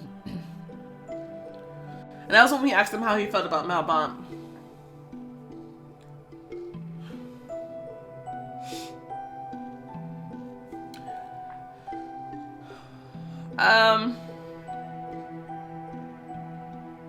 Let's follow a similar path. What do you think of Malbon? The Citadel doesn't seem to care.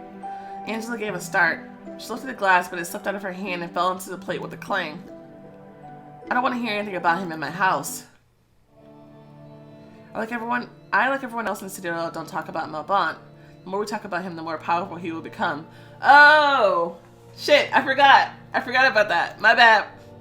In my house, I forbade mentioning his name. Oh, I completely forgot what he said. Oh no! I completely forgot. That's why I brought it up. Shit bags on a hand basket. Crap. I forgot.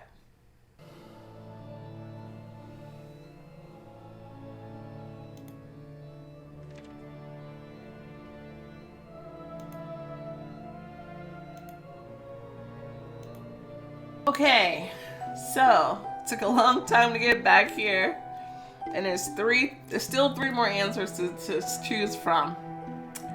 So we lost glory on one of them. I wonder, can we gain glory on another? I don't think finding a neutral topic will give us any glory. So maybe talk about the uproar in the city? I don't know, me and Risky. I might have to do this all over again, but let's give it a go. There's so many soldiers on the streets, the city's preparing for war. Angela gave a start. Oh god. I think every time I startle her, I think I'm gonna lose glory. In case you didn't notice, we're not very interested in what's happening in the city. She pointed at the windows and looked at me reproachfully. Oh my god. Your question was inappropriate. I have to do all that again. So obnoxious. Oh my god, all because this woman is just like a little sheltered little bitch in here. Like, get over it. What is this? Okay. I didn't see that one before.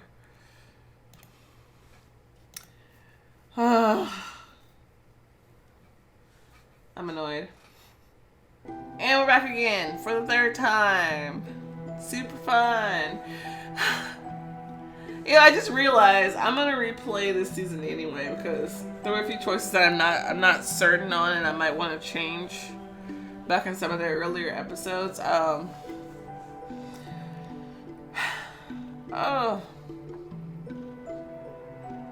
So I might as well go for broke and ask about the boarded up windows. Just to check. Just to check what she says. She'll probably find that inappropriate. She finds everything inappropriate because she's an idiot. I hate this woman already. I hate this woman for making me restart this episode. And this is late in the episode too. There's a lot to click through to get here.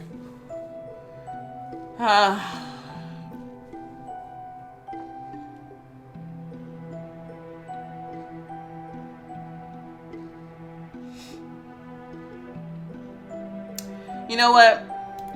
Go for broke. Why have you barricaded yourself in here like a crypt? That's not inappropriate at all. You know what? I don't care. I'm trudging forward. Angela gave a star. She dropped her plate cup again. Oh my god. Since you're so curious about it, I'm calmer if I don't see the turmoil in the city. Whatever. I'm doing it anyway. Learned a lot about your daughter. Really? Like what? Mom looked utterly uninterested in the conversation and didn't even try to hide it. But Angela didn't notice. Melody participated in a flying tournament. She was the first unclaimed to do it. She was part of the ritual of the purifying rain. This means your daughter is one of the best. Angela leaned toward the table as if what she was about to say was a secret. I heard Melody killed Satan himself. And this is not inappropriate? Seriously? This is what she wants to talk about? And I can't ask her what the fuck she got her windows boarded up. Maybe that is a little inappropriate for table conversation, but whatever. Oh my god. I'm trying to find a neutral. So the answer for me is to find a neutral topic, but she gets to talk about me murdering Satan. Like, okay. My mother and I was silent, neither confirming nor denying her words. I've heard a lot about your daughter. Okay. The two of you are the most famous unclaimed. I've not been an unclaimed for quite a while. Angela straightened up and frightened hastened to add, oh, yes, of course. You know what they say. There are no former unclaimed.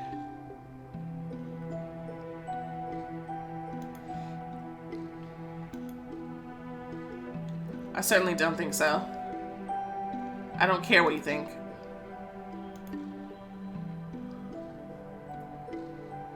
Yuri's taking too long to join us. He's probably in his office. Or playing with Osho. Osho? Our son? You know him. Mom impatiently nodded her head. Yes, sure. I think you better call Yor. Oh, of course, there, Rebecca. Angela got up from the table and went upstairs. Since we were alone, Mom took out a small bottle from her sleeve. Are you gonna poison this dude? Oh, Lord. What's that? Mom didn't answer. She took the jug with Glyph from the table and poured it into an empty glass and opened the vial and added its contents to the drink. She took the glass with the stem and swirled the wine until everything in it dissolved. What are you doing? Keep your mouth shut. You're into the room. Noticing Mom, he stopped, puzzled. Sarah Rebecca? Mom smiled maliciously and pointed to the table. Don't just stand there. Come join us. Your wife is an excellent cook. Yor perplexedly sat down in the indicated place as if he was a guest. To what do we owe this honor? I can't just visit my protege? But I'm no longer your protege. Is that so? Yor tensed but answered very uncertainly. You are now the head of the academy and I stayed in the Citadel. We lived in troubled times. Everything is changing. At school, in the Citadel, in hell. In hell? Has the council elected a new Satan? Temporarily, but I think his reign will drag on. Who is he? Angel Yor grimaced. I don't think I should discuss this with you. Then why the fuck did you bring it out? Bring it up? Like, everyone will find out eventually. Why the secrecy? He looked around the table, trying to find necessary willpower to cope with our unexpected visit. He exhaled and replied. There were only two candidates, Demon Mammon and Demon Azazel. But Mammon joined the academy and they don't trust him now. Azazel accepted the throne.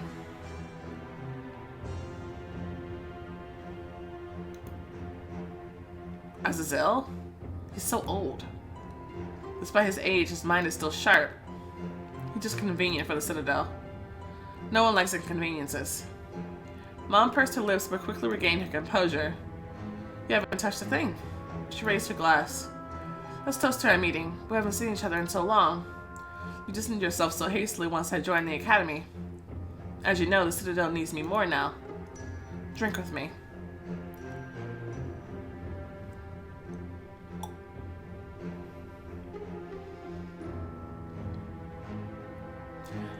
I don't condone my mother's actions at all. She's shady as hell, but we knew that going in.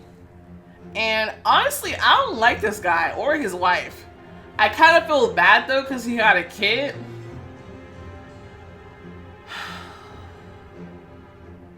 I feel bad for the kid. I do.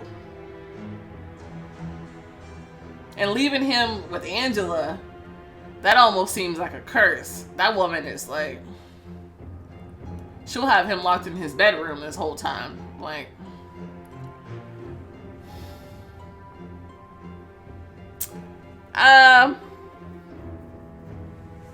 But I already decided I don't like her. I'm worried about the kid, though, and leaving the kid with her. This dude isn't much better.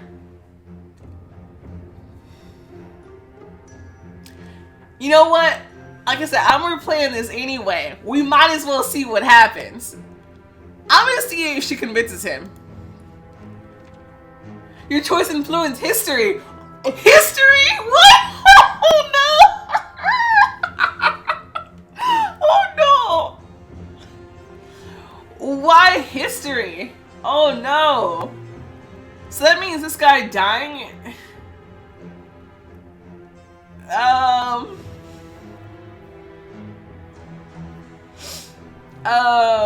Oh man, now I want to see what happens if I warn him. Oh no. Okay, I'll find that out next time. Yor raised his glass. Mom raised hers, pretending to clink glasses with the angel. Let's toast for the well-being in the Citadel. Yor hesitated, lowered his glass, but Mom didn't watch him closely and didn't drink without him. As a result, Yor reluctantly and cautiously repeated, for the well-being in the Citadel. Yor took a sip. Mom emptied her glass. I tensely followed Yor's expression, but nothing changed. What am I actually waiting for? Mom got up from the table. Well, thanks for the hospitality.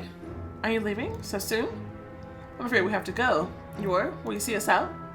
Of course. Yor looked wary, ready for some sort of attack from Mom. The attack already happened, sweetheart. He accompanied us to the porch.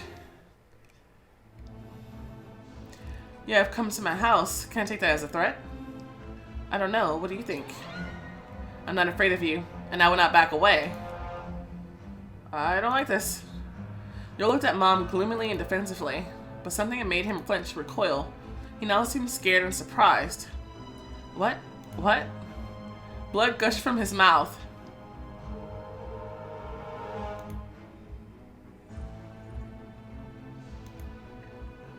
He fell to his knees. You... Mom grabbed him by the hair and pulled him back so that he looked into her eyes. We had an agreement, and you violated it. Did you really think I'd let you get away with it? Mom? Yor looked helplessly at my mother, continuing to spit blood and convulsing in his death throes. Nobody, you hear me? Nobody dares to cross me. She pushed his head away from her, and Yor fell to the ground. He convulsed again, harder than before, then stopped moving. I pressed myself against the wall of the house in horror. I looked at the angel's body and could neither move nor scream. But suddenly my mother screamed. Oh my god, Yor! Angela! Angela, come here! The angel's wife jumped out onto the porch. Noticing her husband, she screamed from the top of her lungs and rushed to his feet. Yor, what's wrong with you? I really don't know what's wrong with him. Oh, this is so awful. I shied away from my mother, and as if in a trance, I left the porch and walked along the path. Melody? Oh, what to do? My poor Yor. Mom looked at Angela, no longer pretending to be sad, and said in a firm voice, "Pull yourself together and move on." She followed me, tried to grab my shoulder, but I threw her hand away.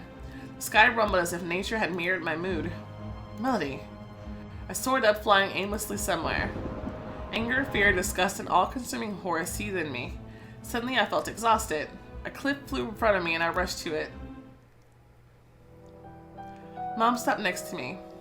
What's wrong with you? I turned to her in anger. Are you seriously asking me that? Why did you try to kill him, Mother? Melody. She reached for me, but I pulled back. You're a monster. I've let so many things slide, but this is beyond me. There's no excuse for this. Really? You could have saved him. You could have warned him. Why didn't you do it? I didn't know. You didn't know? Didn't you have some sort of suspicion? You want to blame me? Fine. But it's on you too. You chose to stay silent even though you saw what I did. Is that your excuse? No, I'm not trying to make excuses. He was the lesser evil. You talk like a demon. Angel, demon, those are merely formalities. At least when so much time has passed. I sighed, leaning against the tree and slid to the ground. My hair and clothes were wet. Water dripped into my eyes, mixing with tears. Or maybe I didn't cry. It was hard for me to tell at that moment. Why did you do that, Mom? She came closer and sat down in front of me, ignoring the fact that she was soaking wet too. We had a contract with him. Yor helped me with something. He learned some things. We agreed that he wouldn't move further up the career ladder unless I go first, and he stays under my wing. But he filed a petition, well aware that opening his mind for reading is a mandatory test. The council will find out our secret. No secret is worth a life. You don't understand. So tell me or get lost. Mom jumped up, turned away from me, pondering, then again turned to me and spoke. She sounded emphatic, although not devoid of severity. When rumors about Malbon's return appeared, I was the only one who took them seriously. But Aragon didn't want to think about it. Mom had to scream so that I'd hear her over the rain and wind. I looked at all the archives I could find. Okay, here we go. And I found an old register of all immortals. Names appear in the book automatically. It writes itself. I found out who Malbon's parents were. So what? She leaned closer to me, took my face in her hands, and looked nervously into my eyes. Did you know that they were exiled to... Oh no, where are you going with this? Did you know that they were exiled to Earth as punishment? Yes. They lived out their days on Earth like mortals and died, instantly falling into non-existence. They no longer had a chance to become immortal, but they left descendants on Earth. My heart sank in anticipation. Melody, we are their descendants.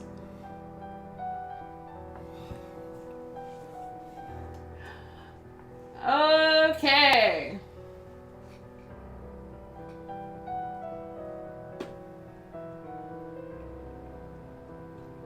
Okay. So, Malbon is family anyway.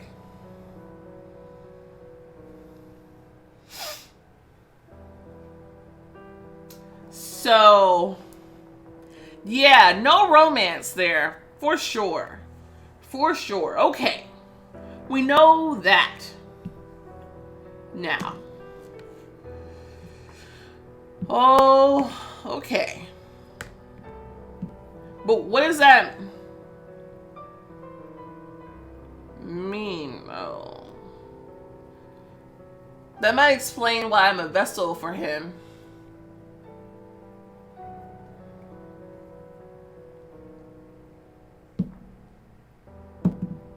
Huh. Huh. Okay. Wow, okay. That happened. Okay, that happened. You know, there was a suspicion. Somebody said that we could be related to Malbon. Everybody was like, no. Everybody was like, no. They wouldn't do that. No. He's an ally. Guys, I don't think he's an ally, guys. I don't think so. This is not a this doesn't feel like a Hassan situation from Dracula Love Story. Okay. I recoiled from her in tears. No, that can't be. Many centuries have passed before we were born, but we are their descendants, Melody. Descendants of Malbon. Well, not really descendants of him, but like family. I mean, he didn't give birth to us, his parents did. I couldn't stop shaking. The freezing rain was unable to wash away my mom's worries, so that's what she found out in that book all that time ago.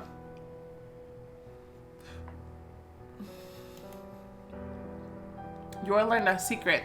He promised me, he gave me his word. If I hadn't killed them, they would have killed us. Oh.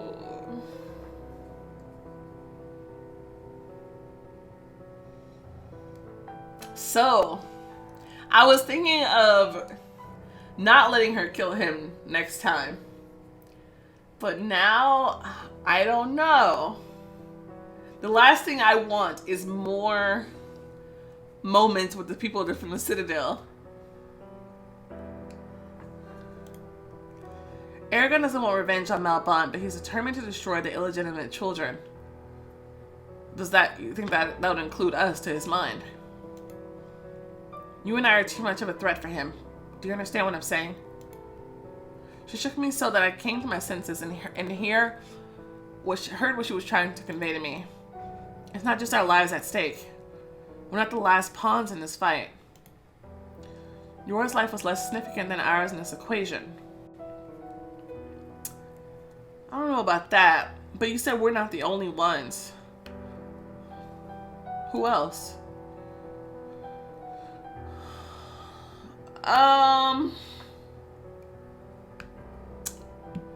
He's a monster. I ain't trying to throw that around.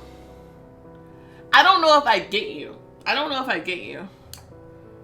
I just don't know if I can just go with the thing. I don't know. I'm not asking you to. I'll take care of all the dirty work. Please, just don't interfere with my plans. You may hate me if you want. I can handle that. She stroked my head. Let's fly home. You're all wet. She wanted to help me up, but I ignored her outstretched hand and stood up on my own. We started the long journey back to the academy. I took a shower and threw myself onto the bed, still feeling dirty. I screamed into my pillow and it absorbed my screams. What happened? Mimi, sleepy, disheveled, looked up from under the blanket covering her head. It's okay. Go back to sleep. I tried to sound relaxed. Mimi nodded and covered herself with the blanket again. Beams of light pierced through the window. Descendants of Malbont's family. It's a full moon. The spires of the school seemed longer and more imposing at night. I looked at the horizon, at the clouds, and at the roof. A metal silhouette caught my eye and wouldn't let me turn away or blink. It was Malbont.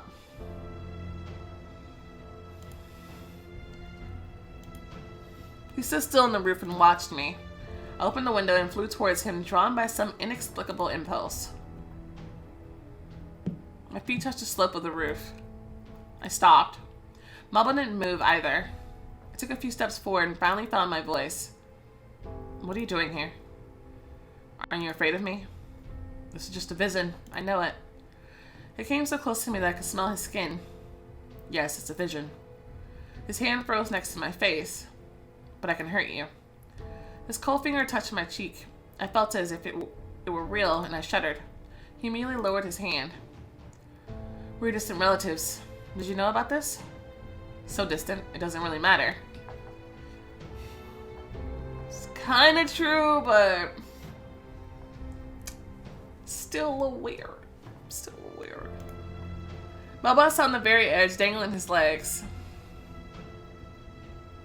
So you knew. Of course I knew.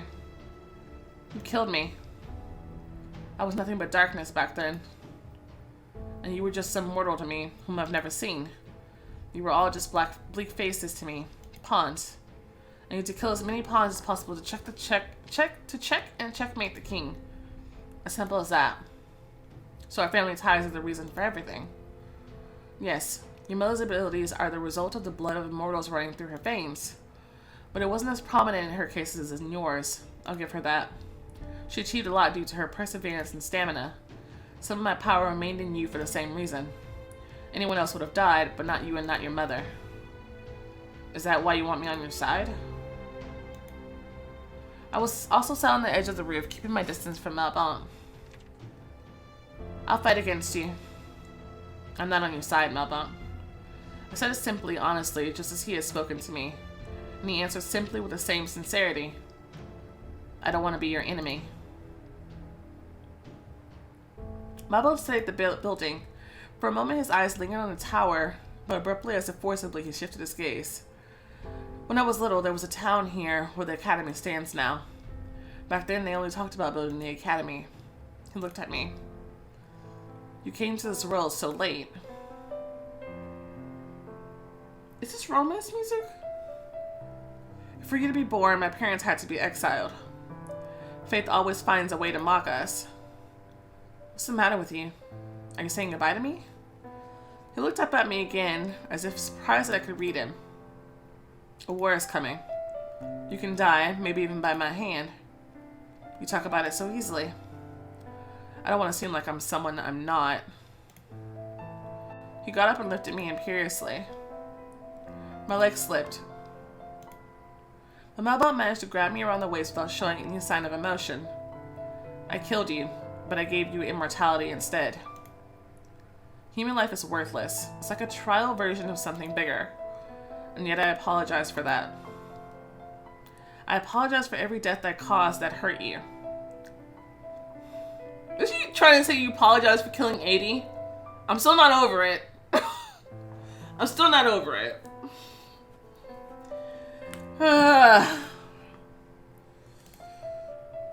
And if we end up on different sides, forgive me now for killing you and killing all others who stand in my way. This is war. He fell silent. If you want to kill me now, before I cause you trouble. You're right. I should kill you now. He shook me, squeezing tighter by the waist. and all of a sudden he kissed me lustfully. I'm so conflicted. I'm so conflicted, guys. I don't know. I don't know about this. I don't know about this at all. So he is an ally. But we're family. We're family. Ugh.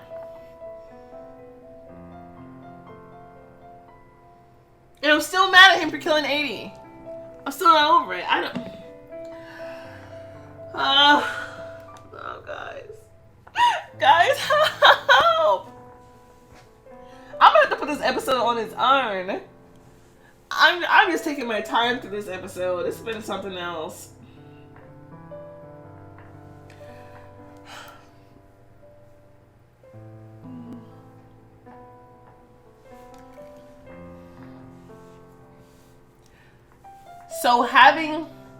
So that kind of confirms, though, that having a connection with him is not necessarily the same thing as having a relationship with him, though. Right? I wonder. Guys. Let's just see it and then we'll decide. We're just testing. Right now we're doing test. The overwhelming emotion scared me and I started to tremble. Malbon's lips were hot, domineering, but chapped from the frost. And this little detail, so simple and so human, excited me and made me lower my guard, albeit for a moment. Malbon cast a dangerous and excited look at me. And then he kissed me again, but this time calmly, almost gently, although every bit as demanding. He ran his hands over my wings and stroked my shoulders and squeezed them, pulling back. You told me to kill you, but I was the one to fall in the end.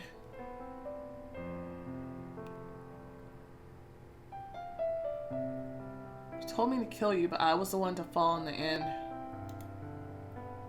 That wasn't part of my plans. He released me, then he looked thoughtfully at the maze. Promise me that you'll be gentle with me always, even if I have to die by your hand.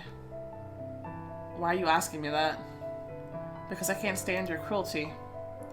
You touched my cheek. As long as you are here, you are my enemy, and I'm always cruel to my enemies. Since I'm your enemy, why are you touching me so tenderly? Malbon pulled his hand away. He smiled. Whatever we discuss here on the roof, it won't change reality. My army is ready to attack. It will get very hot soon. Oh look, my angel and demon points are balanced again.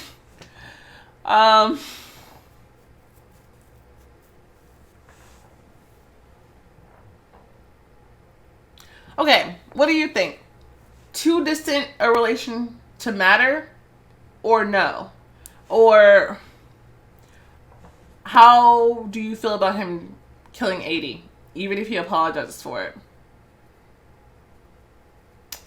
Still don't know that I can reconcile that.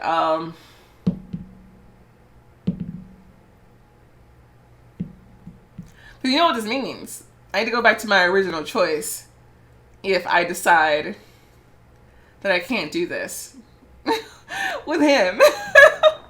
I had to go all the way back to choosing Dino because I had chosen Dino over Lucifer in the past. And to do that, I had to go back to season 2.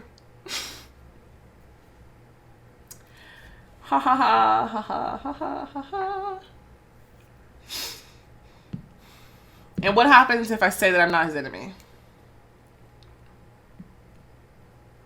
Like if I had a strong connection, kept my strong connection to him that I deliberately sabotaged in season 2.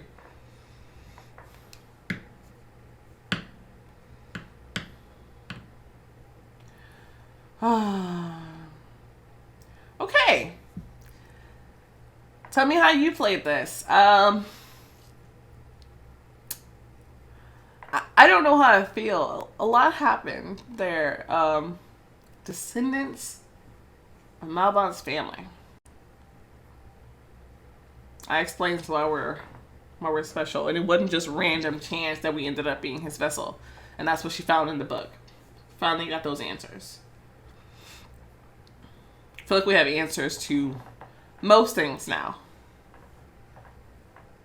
except what is Malbon's overall plan. besides killing Shafa, then what? And who was that was saying to me that I need to become someone's enemy to save them? So was that saying I need to become his enemy to save him from himself?